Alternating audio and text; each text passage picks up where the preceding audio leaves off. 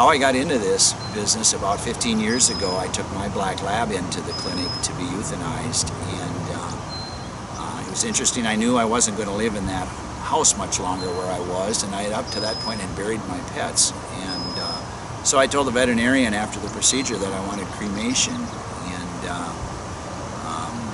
he said to me, well, do you want mass cremation? Now at that point in time, I'd been a funeral director for about 15 years. I'd worked at the Mayo Clinic.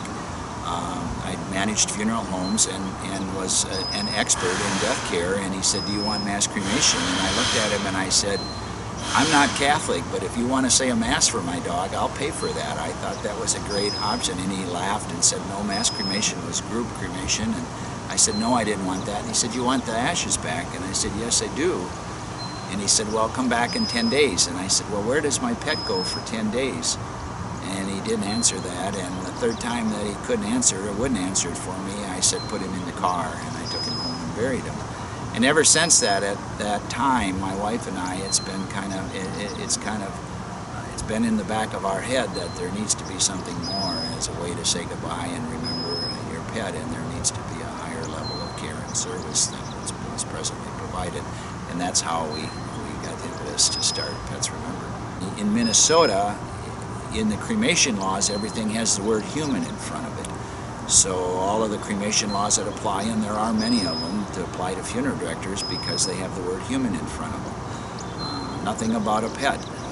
On the other side of it, on the animal side of it, there are a number of laws of farm animals that die in the pasture. There's so many hours it has to be removed. The antibiotics in its system, where it can go to a certified renderer, etc. And animals, or companion pets as they call in the legal world, or our pets, are exempt from those rules. So there really are no rules in Minnesota as to the care of your pet at the end of life. One of the questions I get asked a lot are about the ashes. Cremation, the body is reduced to ashes. They're not ashes as we know them in the fireplace. What's typically left are the bone fragments, which actually are the minerals of our body, the calcium, potassium, the iron.